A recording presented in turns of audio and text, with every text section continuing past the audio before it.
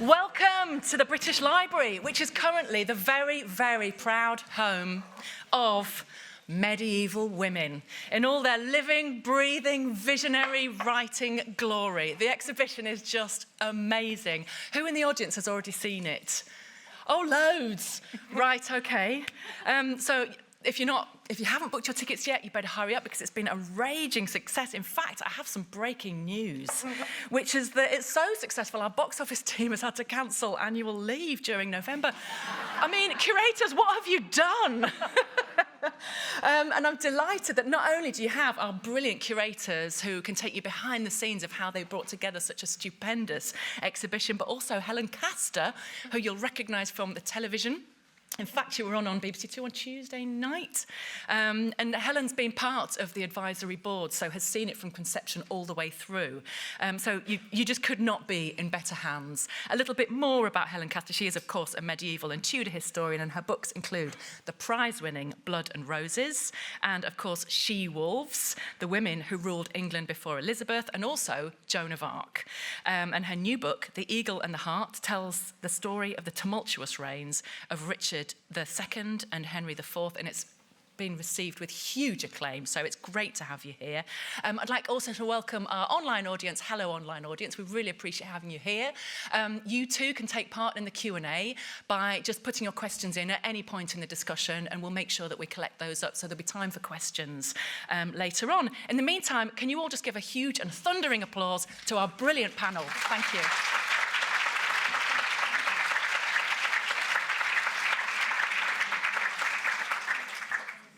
Thank you so much, Bea, and thank you all for being here. It's an absolute privilege to welcome you to the British Library and this discussion with our two esteemed curators. We have Eleanor Jackson, excuse me, overcome with excitement as I am.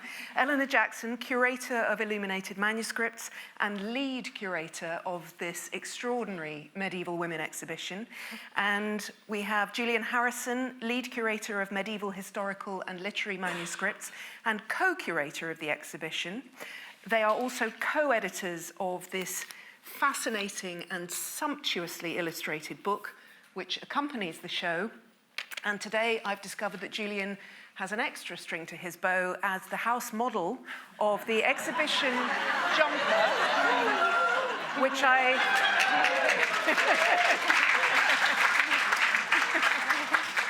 I, for one, will certainly be rushing to the shop to buy straight after the event. The session today will be the best part of an hour in which I'll be asking questions about how the exhibition came to be, how it was put together, what it contains, and asking about Ellie and Julian's reflections on this remarkable assembly of artefacts. And then we'll have around half an hour for questions here and from our audience online. But Ellie, can we start with the idea, medieval women? Where did it come from, and how long ago did you start thinking about what has become this exhibition? Yeah, so the exhibition really started with a digitization project, Medieval and Renaissance Women, which we carried out a couple of years ago, and that was funded generously by external donors Joanna and Graham Barker. And the aim of this digitization project was to really put the medieval and Renaissance women-related collections we have at the library in the spotlight for kind of the first time, because we recognised that they were an area of the collection that we hadn't really done that much with before, and we felt that we needed to rebalance that. And as we were working on the digitisation project, we were scoping to try and find these things in our collection, and we were really amazed by what we found. We came across so many amazing sources, a lot of them things that hadn't really been worked on very much before, or things that had been completely not recognised in the collection, and the richness of what we found just made us really think this deserves an exhibition. So we then produced the exhibition proposal very hot on the heels of the digitization project. So that was going to be my next question. Within the library, you two are looking at these extraordinary manuscripts and getting them available online, an issue we'll come back to in a bit. But the discussion is starting between the two of you. Julian, where does it go from there within the library? How do you actually stand up and say, right, chaps, we need an exhibition on this? Well, it might sound, slightly banal, but there is an exhibition commissioning body at the British Library, and we have to pitch ideas to them. And obviously, well, we've done some, dare I say, phenomenally successful exhibitions in the past, like Anglo-Saxon kingdoms. You may have come to, there was a Magna Carta exhibition in 2015, and we obviously thought, I mean, we're really biased because we're medievalists, but we thought that medieval women was just the obvious title, subject to do an exhibition about. And, with all exhibitions, you asked just now, we started probably 2 years ago. I cannot say how much work has gone on behind the scenes. And obviously, it's brilliant now to see so many people coming around to see the exhibition in person or buying the book, available in all good bookshops, and also, just for, the great reviews and just, actually just as a curator, seeing somebody enjoying the manuscripts and the collections and the objects on display is just a really thrilling moment. But I have to say, it's been a long haul, but I think that, it justifies seeing the reaction, how, all our hard work is starting to pay off. I have a suspicion that once we've heard a bit more about exactly what that hard work consists of, 2 years won't actually sound terribly long in some senses. But Ellie, medieval women, a wonderful subject, an obvious subject once you'd come across it, but a potentially huge subject. Half the population over what could, depending on how you define medieval, be anywhere between 500 and 1,000 years of history. So how did you set about shaping the scope of the idea once you'd had it? Yeah, so, so a few things. So one of the kind of early decisions we made that really defined the scope of the exhibition was this idea of in their own words. So we, throughout history, women's voices have historically been silenced. You say 50% of the population, but by far they don't account for 50% of the written record. And that is because women historically often didn't have the opportunity to record their own words, or if they did, over time those words have been ignored. So we really wanted to readdress that and kind of put women's own words in the spotlight and to really center women's words and women's experiences. So that was a really quite strong principle of the exhibition from the beginning. So not everything in the exhibition is women's own words, but it's all women's experiences being centered at the very least. So that was a major thing. In terms of the kind of scope of date and place, we chose medieval Europe because that's the strength of our section. We work in the Western Heritage department, and that's where most of our collections lie, but we wanted to explore as diverse a variety of women within that as we possibly could. So, for example, we included the Crusader kingdoms in the Near East, and we included, for example, Al-Andalus, the Islamic kingdoms in Iberia. And in terms of the dates, we went for 1100 to 1500, so the later Middle Ages. And that was partly quite a pragmatic decision because we'd recently had the Anglo-Saxon Kingdoms exhibition based in the Middle Ages, and we'd also quite recently had the Elizabeth and Mary Tudors exhibition, and so we felt that the later Middle Ages was something that we hadn't done for a while.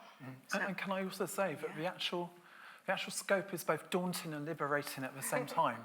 So a subject, just medieval women, you can go in so many diverse directions, and you can include so many different people and so many different topics. So you have almost like a completely clean slate. As I say, 50% of a population, but also what's quite both challenging and exciting is how many of those stories either haven't been told or are still there to be discovered. So a deep breath and then dive in because the water's lovely. Yeah. I know part of the process is to get input and suggestions and advice. As Bea said, I was lucky enough to be part of the academic advisory board, and we had regular meetings to discuss ideas, and it felt to me at any rate that what we did was bombard you with excited suggestions rather than help narrow it down in any way. But one part of the process I had no real idea about from the outside was audience testing. Now, could you tell us a bit about that, when it happens, what it's for, and what you learned from it? So every British Library exhibition, and I'm sure this is true of other major cultural institutions in the United Kingdom at least, is that there is a testing process to understand, will the subject actually appeal to people, and will they actually come to the exhibition? That's the bottom line. And that, so it's previous, it's not we'll put on the exhibition, see what the audience thinks, it's potential audience. And it probably happened in the case of Medieval Women in Their Own Words, it was probably happening maybe 12 or 15 months ago. It's difficult to remember because there's so much has happened in between. But I mean, in a way, it's quite frightening because what they essentially do is the marketing team talk to you, they write down on pieces of paper what they think you want the exhibition to be about, and then they show it to the unwashed general public. Which is, and what kind of things do you remember that the public wanted to hear about? So, well, there's lots of questions to understand what people already know, what people would expect to be in the exhibition, what people would want to be in the exhibition, what would convince people to come. So I remember, the thing that struck me the most was one of the questions, we got to sort of shadow on these audience testing things, but we didn't take part, we were just listening. So the group were asked, what would you expect to be in an exhibition about medieval women? And they just said, housework, cooking, linen clothing, basket weaving, witch trials. So it's all this kind of very quite bleak picture of kind of drudgery and depression, which I think we were both like, no. No. Because it was also very heartwarming at the same time, because what actually happened was that many of the people, and they were literally just they did not know why they were being tested, what the subject matter was. They had no idea. It was simply, would you come to see an exhibition on this particular subject? And so we were there incognito, essentially, just observing what was happening. But it was really touching to gather really quickly in the process how many of the people being asked were immediately saying, I'd love to know more about this. I want to know more about, and it was strange in a way, because normally when you ask people questions, they either say yes or no, and it's like, but no, they wanted to know more, they wanted to learn more. It was very true, and it kind of informed who the exhibition should be pitched to, but the ideas and the objects and all that kind of, it does all lead back to what the audience gets what it wants, essentially, to some degree, and then we also twist it, so witchcraft, basket making maybe don't appear as heavily in the exhibition as people might have been anticipating. I was particularly taken though that some of the people that we tested, the first thing they said was, not only do I want to come to see your exhibition, but I want to bring my children, I want to bring my teenage daughters to see the exhibition as well, which is kind of like, okay, so there's it's a bit more social phenomenon taking part here. And what was also nice was the more that the audience were told about what was actually going to be in the exhibition, like, there are female authors, there are nuns, there are queens, all this kind of thing, the more excited they got about it. And by the end, they were much more enthusiastic about the topic than they were at the beginning. So I think that kind of gave us this view that, okay, we have some misconceptions to counter, and we have to, really keep that in sight, but, people are going to be excited about this when they know what it really is about. Sounds like an absolutely fantastic focus group. That misconceptions and a lot of silences, but imagination's there to be grabbed, and a lot of thirst for this subject. That's absolutely fantastic. So you have your idea. You know it's not just going to be basket weaving and witchcraft. How do you then start identifying the objects that you want to show and the stories that you are going to want to tell?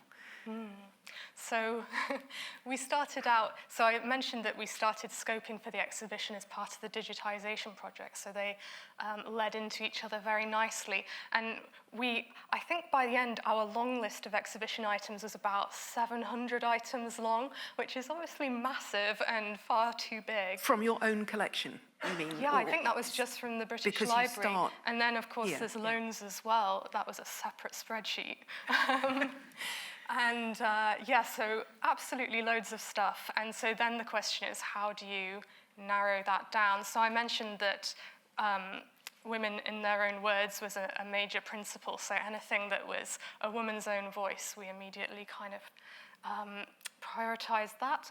But we also had various other kind of priorities in mind. So we really wanted it to be a very diverse exhibition in terms of women's social class, ethnic diversity, women of different religions, women with disabilities, women with different gender identities. So we really kind of sought out those stories as well that would kind of make the exhibition feel like it was really representative of what Europe was at that time.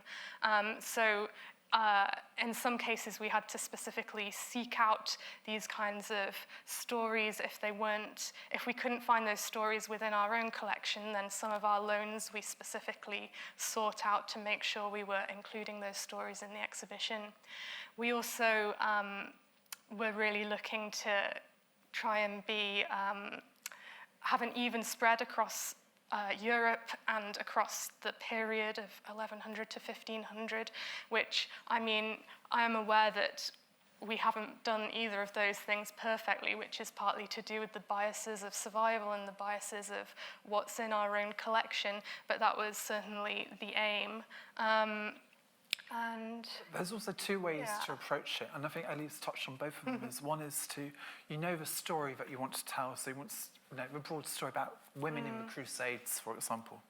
So go out and find examples of women who actively participated in the Crusades, and can we find an object that actually relates to that particular person? And or find the object or the manuscript or the document and use that to create a story around it. And I think those kind of go hand in hand, they're in tandem, and that's how the exhibition sort of, the decisions about what objects and stories to include kind of sort of evolve from there. I want to dig a lot deeper into that in a minute, but just before we do, could I ask about the things that didn't make it or don't exist anymore? Because we've already said half the population, but the half the population that, generally speaking, wasn't in charge and didn't, broadly speaking, get to write things down for themselves, with key exceptions. So were there brick walls that you were running into in terms, are there things you still regret that you couldn't find, either in terms of there really being no way of telling a particular story, or also objects that simply don't exist any longer or you couldn't get? I know that's a huge area, but the things that aren't here before we get to the things that are. Yeah, I suppose I'm broadly satisfied with the kind of spread of things that we got. I mentioned that our initial aim was to kind of tell the story through women's own words, and in some cases that wasn't possible. So, for example, kind of the lower down the social scale you go, the harder it is to find those women's own words, because they were less likely to be literate and they were less likely to be in the kind of position where they could get someone to write down their words for them. and any other kind of discrimination that women might have faced on top of that just made it even less likely. But that said, I do feel really happy with some of the examples we found. For example, the petition of Maria Moriana, who was a woman, probably a woman of colour, who was living in England in the 15th century. Moriana is a kind of ethnic name relating to the word Moor, and she's working as she's working for a master who's an Italian merchant in England, and he is trying to sell her, and the implication is that he thinks she is his slave, and she's refusing to be sold, so she's kind of refusing to be treated as a slave, and she brings this petition before the Mayor's Court in London, and so, I mean, you can talk about to what extent this document really is reflecting her own words, but throughout it calls her your oratress, which is a word relating to the word orator, the female version of an orator, so one who speaks. So you get the sense that she really is in this courtroom speaking up for herself, and they're writing down her words. So, she's a woman who's very low down the social class. She's also, a woman of colour. She's the sort of person whose stories almost never survive in the written record. So I think that's a very special thing to include. And we found various other examples that present these voices that are very, very rare to find. So I think I feel happy with how we did with that. In terms of other things that we didn't include, I mean, we could have gone on forever. There was so many amazing stories that could have been included. I mean, I know we both have things where it's the things that got away. One that I still feel sad about is I wish we could have got the illuminated Hildegard of Bingen manuscript that's in Lucca, but unfortunately the Getty got there first and requested it for their Lumen exhibition, so we were too late, but we also included some other lovely Hildegard manuscripts from our own collections, so I don't think it's the end of the day. I have to say, I mean, exhibitions are actually quite expensive to mount, and one of the greatest costs are loans, and greater still are loans from overseas, and the cost of transporting them and the insurance and so forth is extraordinary now, and it's tipping the balance now as to what you can and can't include in exhibitions. So we can't really compete with something like the Getty. But again, as Ellie mentioned, I mean, the two things I would say that, regrettably, could we not have included, we would have loved, there's the Crown of Anne of Bohemia. This is the oldest surviving crown of an English queen, which is now in Munich. It's been there since shortly after it was made. And we did inquire about the possibility of borrowing that, and they were very kind, but they said it could not travel, it could not move, it's just too fragile. It had once come to the United Kingdom and to the Royal Academy in the 1960s, after which they said they would never ever lend it again. And they turned down every loan request from the Louvre, every organisation. So we were just like, we are unfortunate. And another, again, like individual stories. Ellie and I are both particularly fond of people from Beverley in Yorkshire. I don't understand why, but there's a lady called Margaret of Beverley who participated reputedly in the Crusades in the 12th century, and she's recorded, according to a biography written by her brother, she's recorded fighting on the ramparts of Jerusalem, wearing a saucepan lid on her head as a helmet. But we struggle to find the original manuscript. It's not actually a medieval manuscript. It's not held in the UK. And even if it had been available to us, not every single book manuscript document makes a viable object because they're not necessarily engaging, appealing, or easily read. So, sorry, Margaret. I mean, she's having a moment now. Is anyone in from Beverley today? No, Beverley Massive not representing, but it's a wonderful, wonderful story. And you have secured some extraordinary coups in terms of the loans that you have got. I'm sure everyone here probably already knows that you have secured a loan of a letter, the first the earliest surviving letter signed by Joan of Arc's own hand, a letter that she addressed to the town of Riom, and it's never before left Riom since she sent it there. That can you tell us a bit about how that letter comes to be here, because that is an extraordinary thing to have achieved. You go, Julian. Well, yeah, it's possible that some of you have heard of Joan of Arc. I mean, so on the pantheon of which medieval women it's possible that people have heard of, and it's not necessarily true that everybody has heard of Marjorie Kemp or some of those other women that we really love and adore. In the case of Joan of Arc, we were very keen, is there an item which is really tangibly connected with her? And I have to say, we initially approached the Archives Nationales in Paris, so probably like the equivalent of the National Archives here in the United Kingdom. And an amazing curator there took it upon themselves to actually locate and identify where were the surviving letters. Because they've got a letter, but it doesn't have her signature on it. No, which is a shame. I mean, they could have written it at the bottom and nobody would know. However, I mean, they did, that curator, Florian, did an amazing piece of work, and we're absolutely indebted to them. And they located this particular letter, which was sent to Riom on, I think is it the 9th of November? Almost the anniversary. 1429, so almost 600 years ago. And as you've said, it had never left that town, that commune, since the day that she sent it to them. And not only that, that meant also that they'd never loaned it as well. It's never, ever left. And it's complicated to explain in the sense that negotiations to borrow an object of that kind are quite sensitive, and also the practicalities about bringing in an object which is so precious and vulnerable.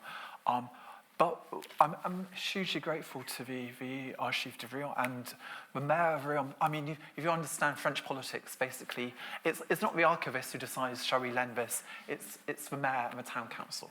And again, it's a massive, massive thing for them to have loaned this object to not just to any exhibition, but to an exhibition on this particular subject.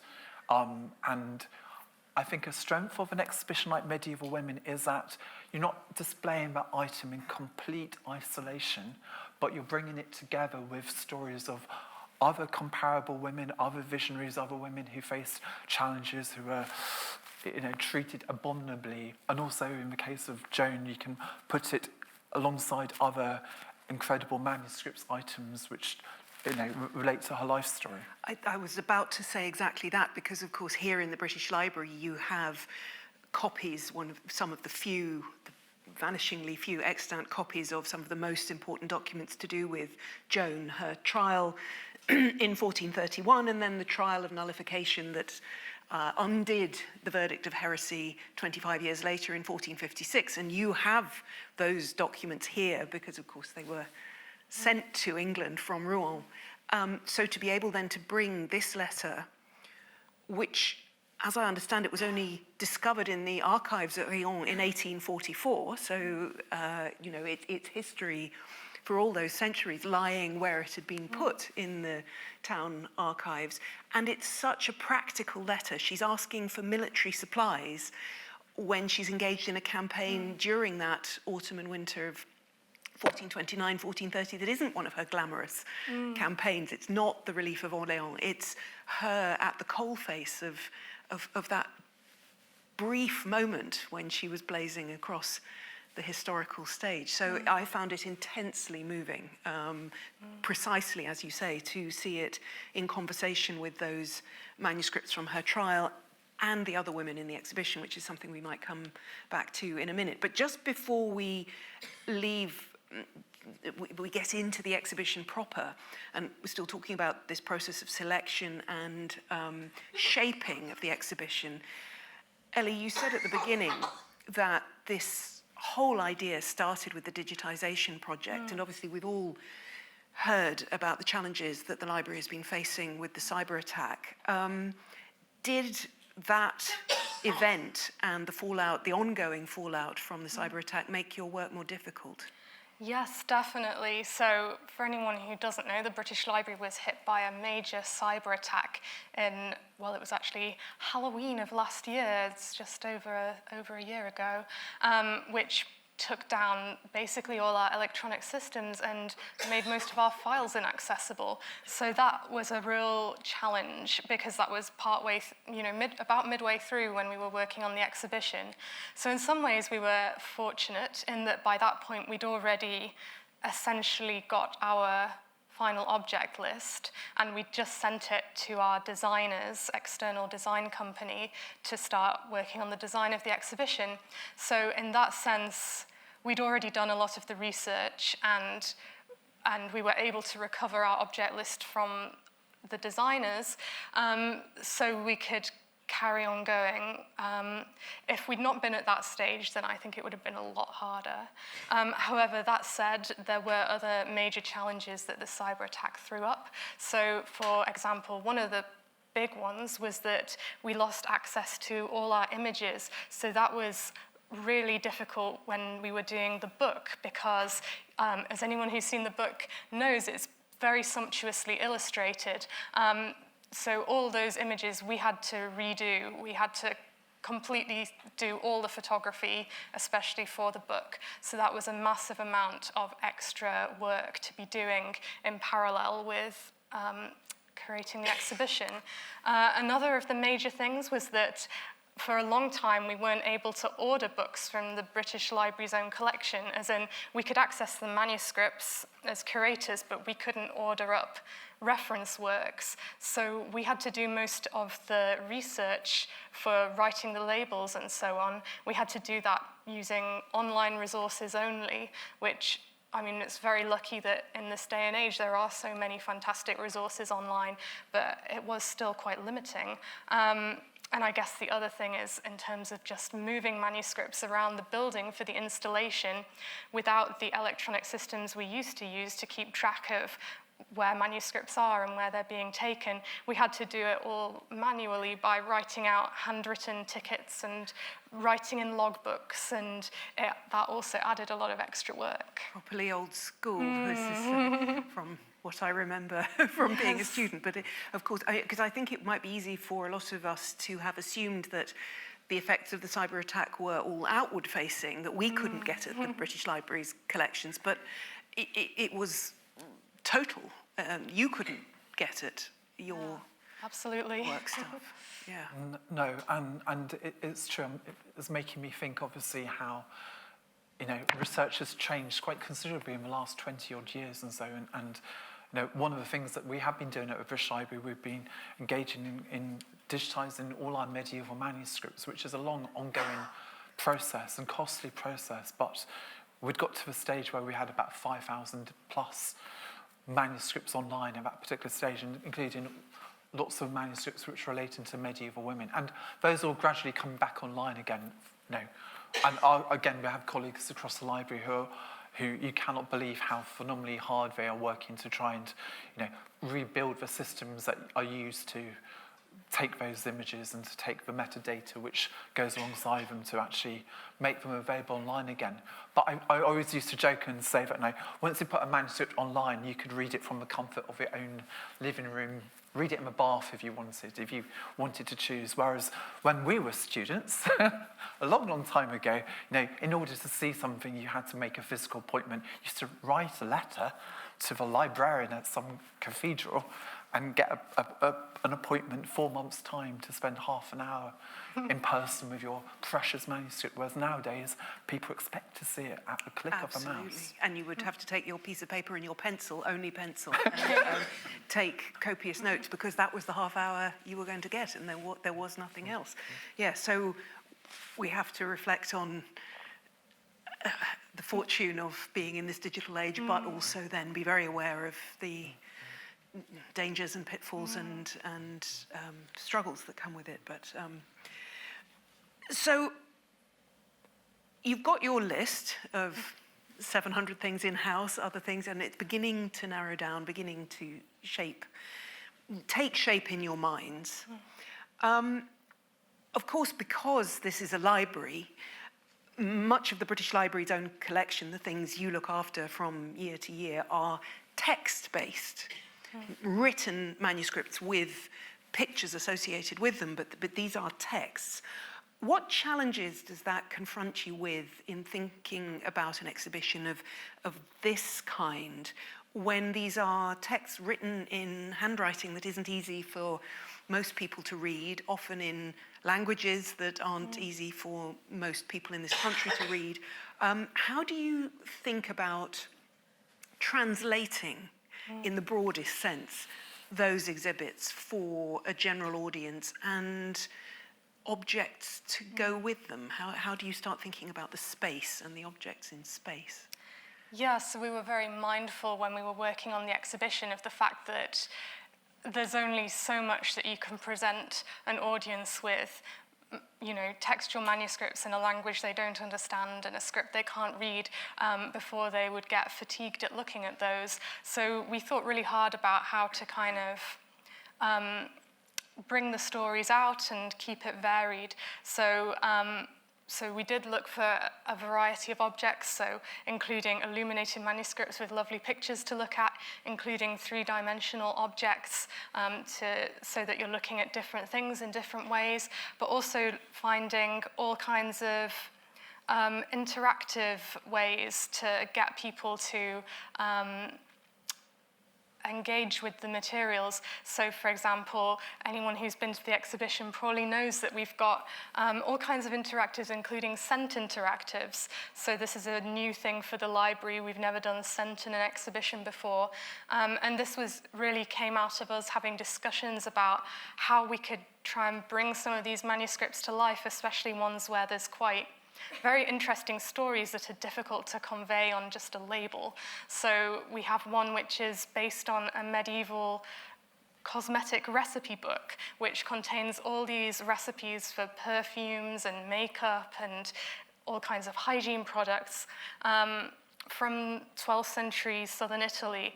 And we thought it would be really fun to kind of try and recreate some of those recipes. And we came upon the idea of going to the scent designer, Tasha Marks. She specializes on heritage scents, and she recreated 2 of the scents of recipes from that manuscript. So this was, again, also trying to counter that misconception that people have that in the Middle Ages, everyone had terrible hygiene and they didn't wash and they didn't take care of themselves. That's not true. And the other one is to do with medieval visionaries and trying to, again, we have these incredible medieval visionaries, the 2 we look at with the interactive are Marjorie Kemp and Julian of Norwich, who have these very vivid visions, spiritual visions, but the manuscripts themselves are quite plain and textual. So we wanted to try and bring out the vividness of their visions, and so we created this really fun AV where you have the visuals of what they describe in their visions are shown on the screen, and then the scents that they also describe experiencing at the same time are recreated as well. So you can get a sense of the multisensory nature of these visions. And then we have all kinds of digital interactives as well. Those were great fun to work on. There are kind of light-hearted moments in the exhibition where there are objects that we thought we'd like to explore the story in more detail, but also we think there's a kind of degree of inherent humor here that we can bring out and kind of make people smile. So how to divorce your medieval husband, and are you a witch, and yeah. I was just about to say, excuse me, I'm not sure who would have expected to go into an exhibition about medieval women and find an information label headed DIVORCE, but I certainly loved it when I did. So the labelling, Julian, that's a big part of this. So, thinking more broadly about what your audience wants, I think it's really interesting to take a step back and sort of think that everybody goes around an exhibition in a slightly different way. So we know from experience, some people have gone around our exhibitions and have been in the gallery for 5+ hours and looked at every single object and read every single label, tried to read every single page of every single book manuscript on display. And other people have a more scattergun approach and maybe only spend half an hour in an exhibition.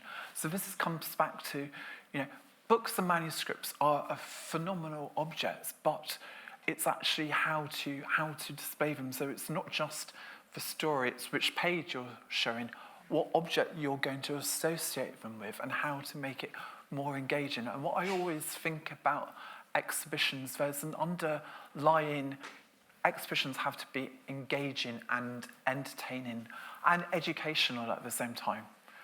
And sometimes some of the interactives that Ellie's telling you, for example, how many of you knew that a woman could seek a divorce in medieval Wales for three particular grounds: her husband's bad breath, if he had leprosy, and if he was unable to copulate.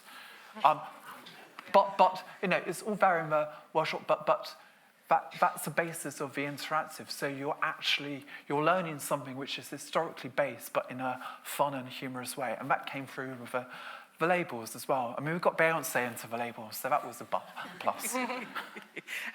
Are you going to leave people to discover how you got Beyonce into the labels? Have to find out. Go around for yourself. But I can certainly second this myself. Despite the fact that I've had a professional interest in medieval women for decades, the exhibition surprised me. It showed me new things.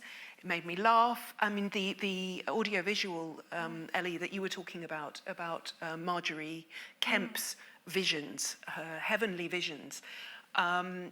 It wasn't until I saw the visualization that I made the connection with Joan of Arc's visions, which she described in many, many, many different ways over the course of her trial as she was being interrogated. But on the very last morning of her life, when some of the clerics who had been involved in her trial came to see her for the last time to see if she would repent just before she faced the fire, they asked her one last time, "Did you really see your visions?" And she said, "Yes, my visions came to me in a great multitude as the tiniest things." And if you see the Marjorie Kemp audiovisual, I think you'll see the connection, which I hadn't made until that point. And there was something extraordinarily moving about seeing that visualization with Joan of Arc's signature on her letter just a few feet away. Getting these objects and these manuscripts to speak to each other in the way you have, I think, is something really, really remarkable. Thank you. That business about, you've got some very, very famous manuscripts in this exhibition, the Luttrell Psalter, for example, or the works of Christine de Pizan. How did you decide which page? Because, there are so many pages, but only one can be opened in the case. How did you go about deciding which page? Yeah, you're right. Those are actually two examples that were quite easy, because even though actually those are two very luxurious illuminated manuscripts that have loads of incredible images in, there were actually, in both cases, there were images that kind of spoke out as being, the most strong, obvious choice. So in the case of the Luttrell Psalter, that was one which we included. So in case anyone doesn't know, this is probably one of the most famous illuminated manuscripts from medieval England.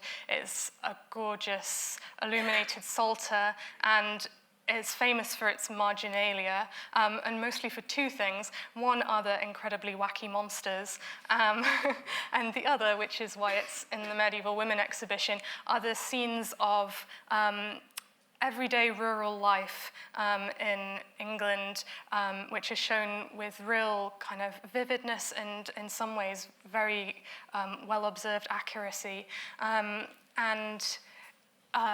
It has a whole series of scenes which show agricultural labours. And what we were struck by was how most of these scenes show women agricultural labourers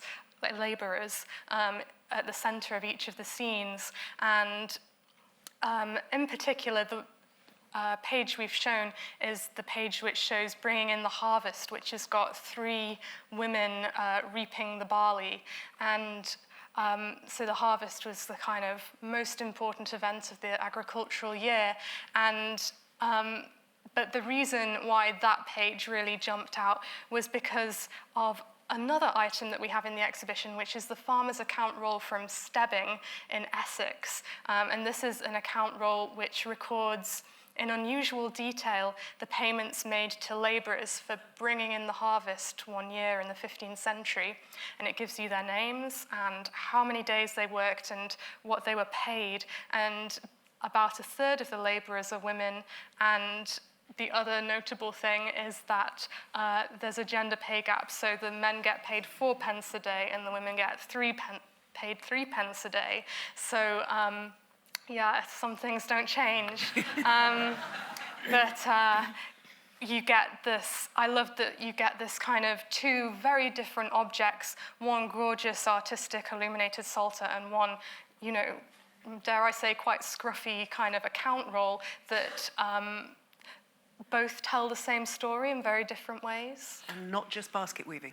And what's really interesting, I find as well, is that the Luttrell Psalter is probably, you know, it's one of the most magnificent surviving illuminated manuscripts of all kind. I just, you know, I absolutely adore it. And yet, that particular page, that particular opening, it's just one of hundreds that you could choose to go and display. So that has probably never been displayed before.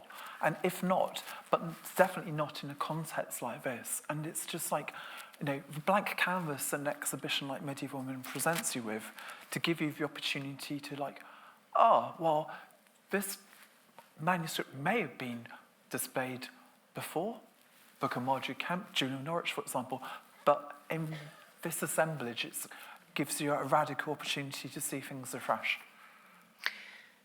Can I ask you both a slightly more personal question? Do you have a favourite? A favourite thing in the exhibition, a favourite item? Very hard because they're all my favourites. All your babies at this point. I mean, the Luttrell Psalter is definitely up there. I also really love all the nun art. So the final section of the exhibition includes lots of examples of manuscripts that were written by female scribes or illuminated by female artists in convents. So nuns' art is something that has been quite overlooked, both in the scholarship and also in kind of public history, I think. Typically, if scholars write about nuns' art, they do so in a dismissive way and say how it's kind of not as good as the art that was the sort of mainstream art, i.e. the stuff that male artists were making. And yeah, it's kind of been overlooked as a result, but I think that's because people are not looking at it in the right way. They are making these comparisons instead of looking at it in its own right and viewing it within its own context of this culture within the convents, looking at it in terms of what the women themselves were trying to achieve and their kind of ideas and ideals. And I absolutely love it. I think it's so beautiful and fascinating, and just bringing together a group of it in this exhibition was something that I was really excited to do. And I wish we could have included more. We have other examples in the collections too, and I wish we could have had all of it. And Julian, what about you? I can cheat. I've got 2 favourite items. We have, I think it's the most poignant one from my perspective. There's a certificate which records the sale of an enslaved woman in Venice in 1450. It's a particularly difficult piece of parchment to read. It's not easy to read and to understand, but essentially it records that a woman called Marta, who hailed from Russia, so immediately you think she's thousands, hundreds of miles away from home. She's been sold in the marketplace in Venice. It describes her in great detail. She's 22 years old. She's fit in her mind and in her body. It says that she's free from epilepsy, so that's interesting.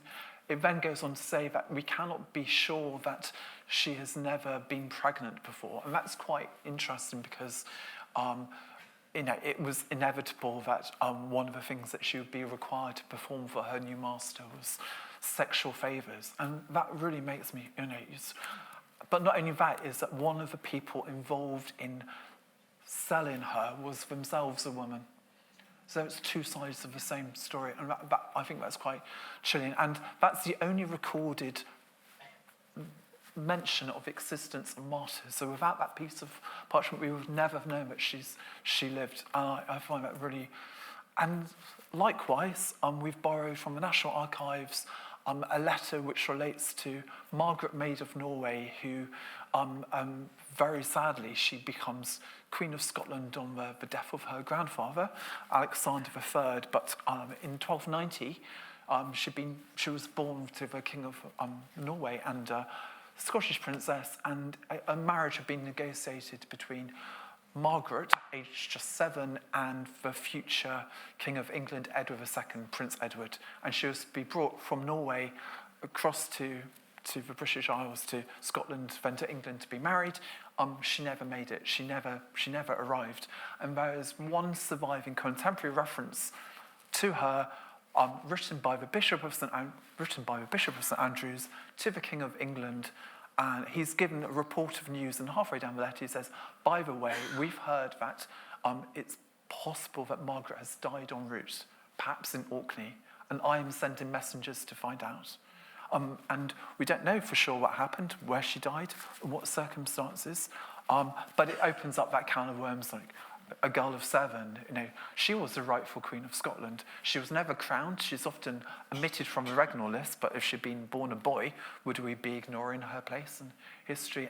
But the fact that she was a marriage pawn at such a young age. And again, if she married the King of England in 1290, can you imagine the union of the crowns of England and Scotland much earlier than we've actually taken, credit for? So two women, both of whom, despite being at such different points in the social hierarchy, that one document records their existence. Absolutely. That is an extraordinary thing. Absolutely, yeah. Just a quick question about what it was like putting this together because this, it's beautiful, it's heavy, it's, full of the most extraordinary words and pictures, but you were doing this at the same time as putting the exhibition together. How was it swapping those two hats on a daily basis? It was a lot of work, but it was fun. We were very lucky that we had a fantastic group of authors to draw on, including our advisory group, as well as various other academics, and we had some fantastic PhD placement students who also contributed, and we also wrote bits ourselves. We had a great group to draw on, and in many ways it was really fun to be able to write some of this and to produce this lovely kind of record of the exhibition that we'll be able to have even once it closed. But yeah, it was a lot of work. And it's not a traditional catalogue in the same, it's not a blow-by-blow account. It doesn't include every single object, but instead we decided to include what we call spotlights. So they are approximately 50 studies of particular women from the period, and they could have focused on a specific woman or a particular object associated with them or a particular episode in their life. And I really enjoyed working on it. And also, as I said, we're immensely grateful to all the many wonderful contributors who illuminated those stories for us. And you were doing it with the clock ticking as it is for us now. But before I hand over to our audience, I had one last question for you, which is to do with whether audiences, to go back to your audience testing that happened right at the very beginning, have audiences been responding in the way you expected? Have there been any surprises? Have you been getting feedback of a concrete kind? What have people been saying? Well, the responses so far have been so lovely and enthusiastic. You know, I think we both knew that it was a great exhibition, but I guess before the opening, you always have those doubts, will people like what we've done? And it's been, we've been really overwhelmed by the positive responses, both from the press and from the public.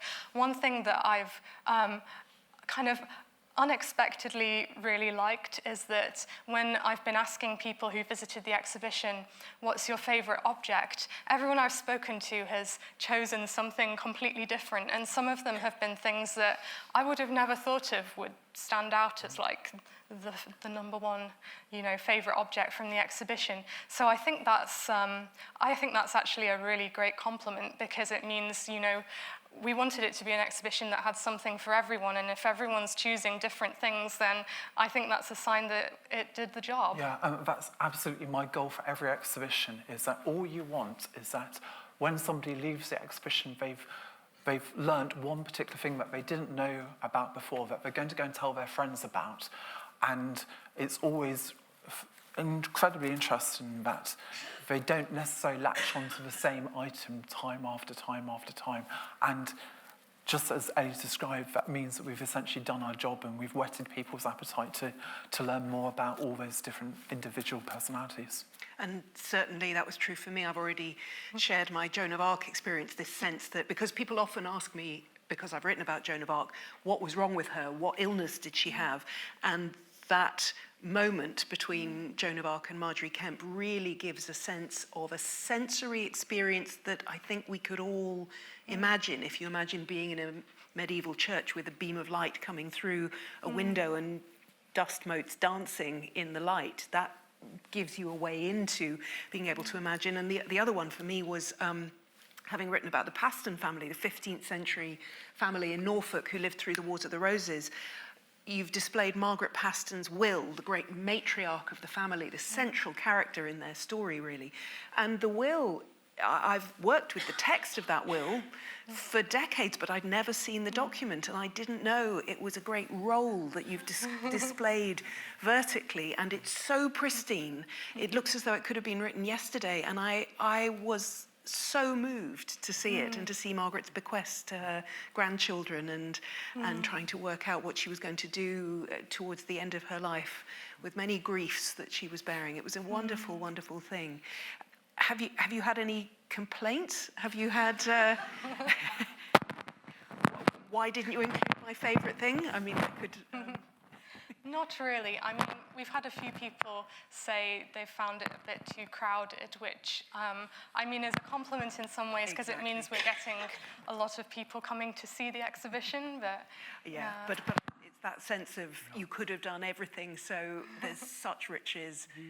You can't please all the people all the time. And I remember when we did our Magna Carta exhibition in 2015, we received 2 letters of complaint on the same day. And the first letter started by saying, there is too much about King John in your exhibition. And the second letter literally said, there's not enough about King John in this exhibition. So voila. Perfect. And on that note, I should step back and open up the discussion to everybody in the room and online. Would you put your hands up if you have a question? Oh, well, we've got some coming already. So now, I think we have, do we have microphones appearing? Yes. Lovely. B is arriving. So we have one here, but let's start with...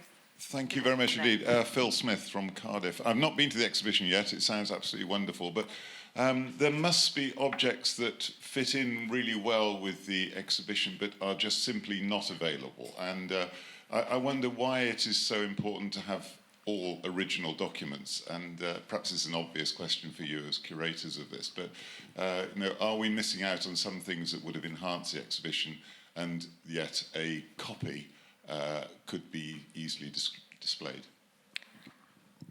So wherever possible, we aim to have original documents. And, that isn't always absolutely possible, because medieval manuscripts often, it's quite rare to have, for example, the actual authorial manuscript that was physically written by the person who composed it.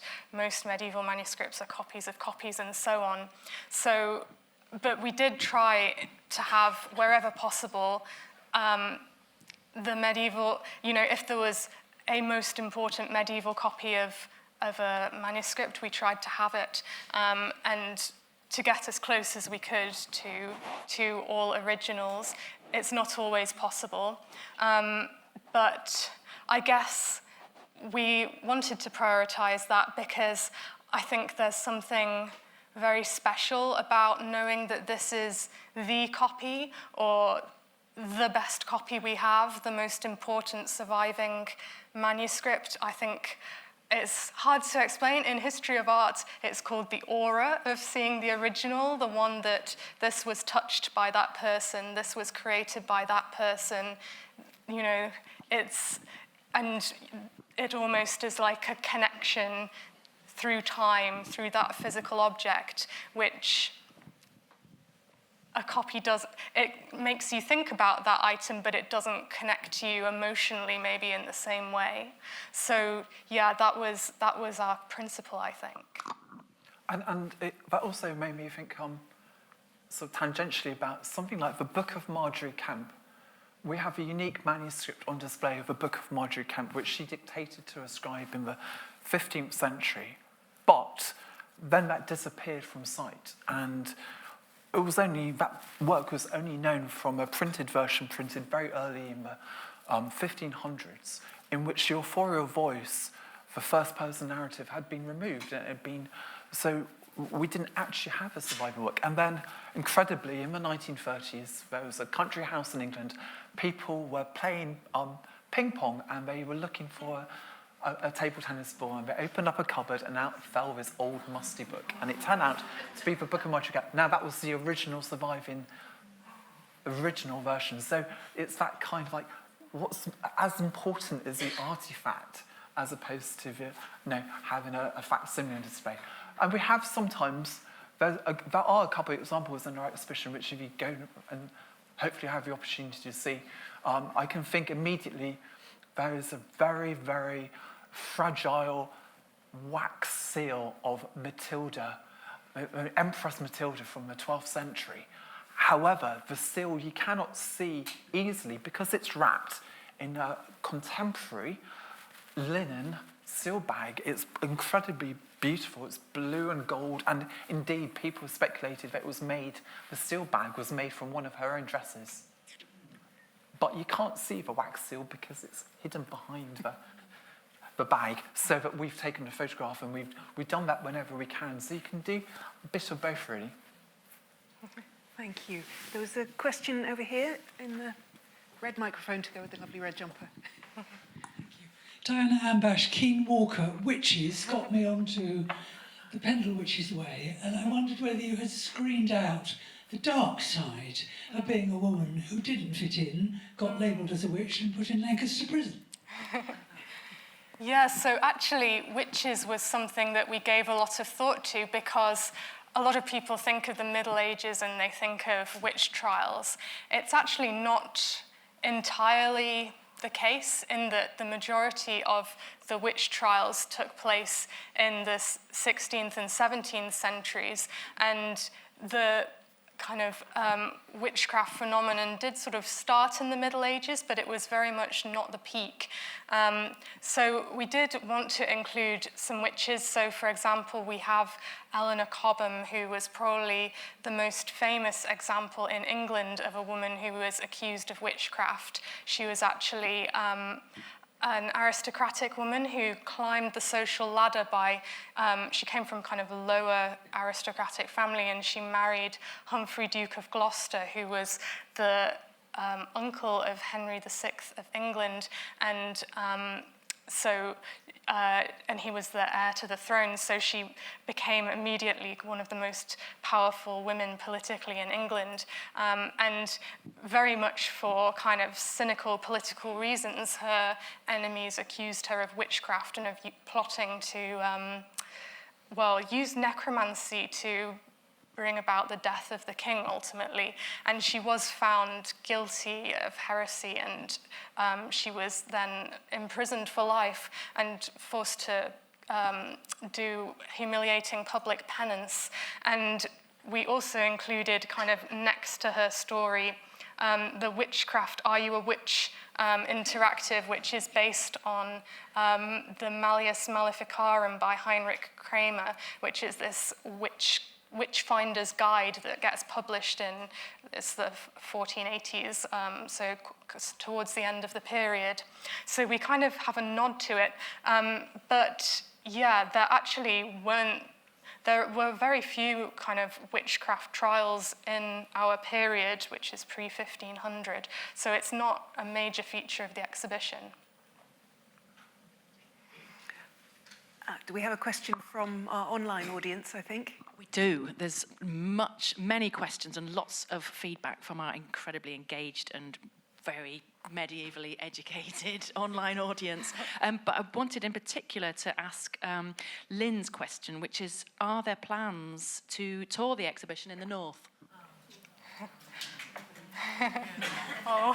Unfortunately, no plans to tour the exhibition.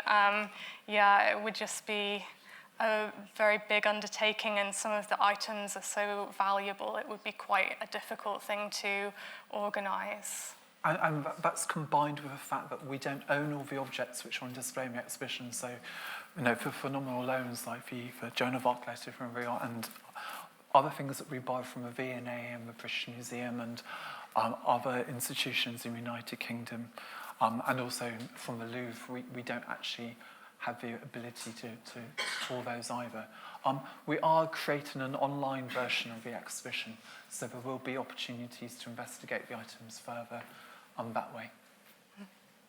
Thank you. We have a question at the front. Sorry, I'm trying to keep an eye. We'll come here, but there's one there and one there. Thank you. Okay. Can you expand on this Welsh phenomenon that, I mean, is it religious or cultural? Why was there this difference, do you think, between some of the sort of rules in Wales? So medieval law is really complicated because you have canon law, which is the law of the church, which covers basically everywhere within the Roman church. But then you also have these local law codes, secular law codes. So most places in Europe, and you also have other kind of religious law codes, for example, Jewish law codes, and in Al-Andalus, Muslim Spain, you also have Islamic law codes. So you could have a situation where you could go, anywhere in Europe, you could go to you could either go to the church, or you could go to the secular law authorities, or you could go to, say, down the street where you have a Jewish neighbor, and they might all be following slightly different laws. So, you have this very complicated situation. And these secular laws might have, all kinds of different roots. I think the Welsh laws kind of go back, very far. They go back into the early Middle sort of the Ages. distant past, but there's some, there are quite a considerable number of clauses relating to women in the Welsh laws. They've been known to modern scholars as Welsh laws of women, but they do actually formulate and give, for example, what would happen if a woman is insulted, or what happens when a woman's raped, for example. They go into great detail and they provide compensation, and they actually do establish that women do actually have quite significant rights. And when it comes to divorce, they could divorce their husband for these 3 grounds, but they had to do that within 7 years of marrying.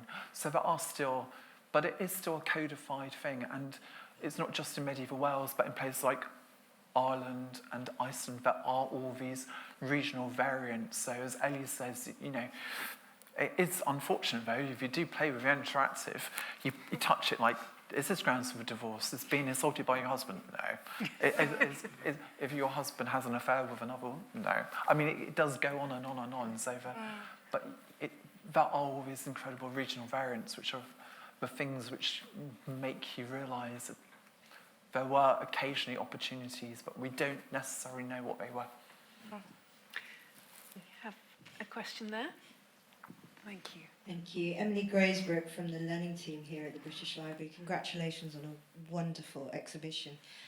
There's some sensitive content within the exhibition, particularly in the personal lives section around women's bodies and gynecological issues. What sort of conversations, discussions did you have around how you would present that within the exhibition? So at the library we're the curatorial team, but we also have an exhibitions team, which includes an interpretation manager, and we also have various other colleagues throughout the library. So for example, we have a kind of, what's her title? Is it an inclusion and accessibility officer? So we have all these, and we also have, they're called the staff networks. So these are representing, there's, for example, the gender network, there's the LGBTQ plus network, there's the Black, Asian, minority, ethnic network. And so we have all of these different colleagues who we could go to discuss these things and ask their advice on the best ways to approach things. Essentially, we didn't want to shy away from any topics because we felt that it was important that if it was part of medieval women's lives in the period, then we wanted to include it, and we felt that almost not including things because they were uncomfortable topics was not doing justice to those women and their stories. So it was a case of just trying to have as many conversations as we could to think about the most sensitive way of presenting them. And you might have seen the exhibition actually has a trigger warning at the beginning, which makes it sound like a really intense exhibition. But yeah, hopefully it doesn't come across that way. And can I add in turn that we were really determined not to make the exhibition too Anglo-centric? Because inevitably, I know, the vast parts of our collections come from Western Europe, particularly England, Scotland, France, Germany, Spain, Italy, and we were very keen to demonstrate that not everybody had the same experiences in medieval Europe. And one example I can think of very immediately comes to mind, like, we have what we think is possibly the first example of a book printed by a woman in medieval Europe. But the one that we actually were initially told was the oldest was printed by a German woman, Anna Rügerin, in the 1480s. And then one of our Hebrew cataloguers was working on a particular book and discovered a colophon in that book, which named a lady, Estelina Connat, as the printer. And that was printed in 1476, which was about 8 years older, in Mantua. First book printed but printed in Hebrew. So immediately makes you think that even our experts who knew what the oldest book printed by a woman was, but we can still challenge that and we can still find other examples. So you just, again, as we say, partly an exhibition like this gives you the opportunity to explore and challenge your preconceptions but to see all different kinds of experiences of all different kinds of women. We had a question somewhere. Yes, there.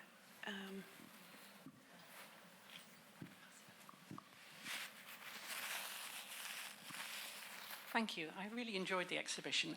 You make it very clear that in their own words, it doesn't equate to in their own writing.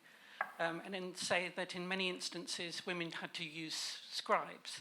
I was particularly struck by, and Helen might want to come in here, how beautiful the Paston letters were. And also how a letter that contains such personal content that she required her husband to burn it because it was concerning her sister being beaten up by her mother, might not have been given to a scribe. Does the content or the object itself give us some clues as to that the individual's literacy level? Yeah, so you can jump in here if you like, but there's been a lot of work done on the Paston women and the extent to which they were literate or not literate. So, yeah, we think that the majority of them are written by scribes, so they'd be dictated by the woman too. They would have these professional scribes that lived within the household and who did help them with their paperwork.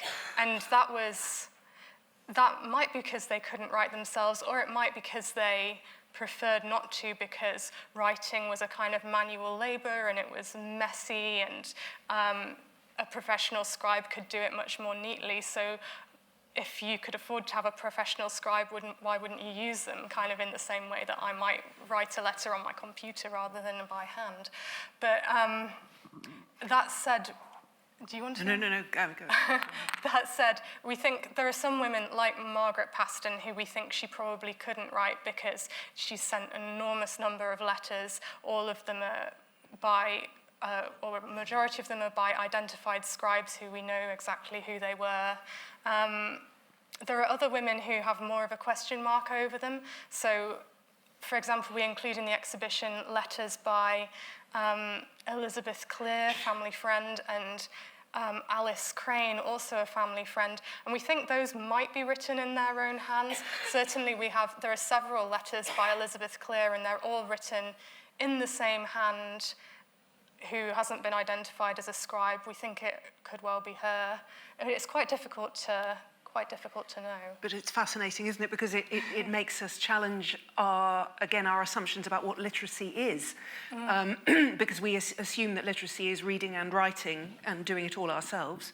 Whereas in the Middle Ages, many, many more people could read than could write, because writing was a technical form of manual labour. And many men in the Paston family, for instance, didn't write their own letters, whether or not they could. Their handwriting was not anywhere near as good as a professional scribe, which then makes us think about how close to the heart of the family those trusted servants were, who were entrusted with such private messages. And one of the stories that comes out in the exhibition is the story of Margaret Paston's daughter, Marjorie, who mutually falls in love with the family servant Richard Cal, and they marry in secret and refuse to give up the marriage. And Margaret washes her hands of them. And what a loss that was to the family, and how much a servant like Richard Cal was at the heart of the family, precisely because he could write such key documents, whether it's to do with the family's emotional life or the family's legal and financial business. It's a very, very central question, isn't it? Where this writing fits into the lives that you're depicting in the exhibition. And isn't it interesting as well to consider that many of those letters are not designed for public consumption? They were never meant to be read by anybody other than the intended recipient. So, of course, there's that famous letter, isn't there, that Margaret is writing to her husband asking for crossbows and armour to protect them defending their house. And then at the bottom, there's almost a postscript which said, and also, can you send us a pound of almonds and some sugar and also some cloth to make clothes for the children? And, you would never expected that 500 years later, people would be poring over that in the British Library and say, ooh, crossbows. Exactly. Do we have another online question? We do, yes. I'm glad we can fit in another one. Oops, and my phone just shut down. Sorry. So, yes, Hannah asks, what would you like people to take away from seeing the exhibition? Well, I mentioned about how when we did the audience testing, it became clear that there's a lot of misconceptions about what medieval women's lives were like, and, that they had, lives of housework and being tried as witches, and I would love it if people come away with some of those misconceptions challenged, and that they are kind of excited and inspired by all the amazing things that women achieved in the Middle Ages. I would also love it if women's history was taught more. So I know when I was at school, we hardly did any women's history in our history classes. I think Elizabeth I a bit, and that was basically it. So I hope that educators will come to the exhibition and will see how all the amazing women's history that there is and how you can tell it, and will think about working that into their classes as well. And there are two things I'd like people to take away from the exhibition. One of them is a copy of the book. or the jumper, obviously. But also just to get that realisation that women from the past, not only did they face challenges and obstacles, but also many of them made the greatest accomplishments and achievements, and the things that we should absolutely celebrate them for.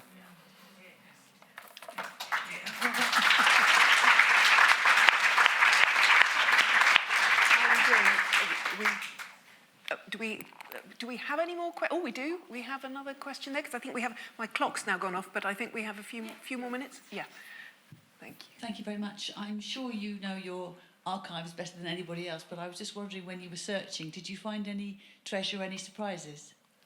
Ooh, we did. So, I mean, no major ground-shaking discoveries, but we found various things that we didn't know about. So I mentioned the nun's art as a particular thing that I like. We found various examples that hadn't been recognized before. So one of our former catalogers, for example, came across a beautiful manuscript which is in the exhibition, which he recognized that it has an inscription in it which no one had noticed before, saying that it's written by Sister Modesta. So a nun, presumably. We don't know who she was, but it shows that this is a female-produced manuscript, and it's a beautiful illuminated manuscript which actually has little pictures of nuns in it. And another one, so this was one that I came across when I was scoping for the exhibition, and I was going through these folders of cuttings from manuscripts that were collected in the 19th century and catalogued quite briefly, and I came across one which has got, again, it's got little nuns in it. That's one thing I like about the nun art, is that they often include their pictures of themselves in them. Yeah. So it's almost like they're little selfies. And so a little picture of a nun, and it says that it was, it says, there's an inscription saying it was paid for by Sister Isabel de Galabria, I think, and I worked out that this was a cutting that came from a manuscript that was made by the Poor Clare Nuns of Cologne, which was a house which was very famous for producing illuminated manuscripts, and there are actually some more cuttings from the same manuscript, which are still in Cologne. So yeah, all these little things, and there's also manuscripts that we did know about, but their significance wasn't known. So one example is in the Power and Politics section, we have a group of examples that are all to do with women who were ruling in their own right. And one of them is a document of kind of trade agreements that's made by Margaret I of Flanders, I think.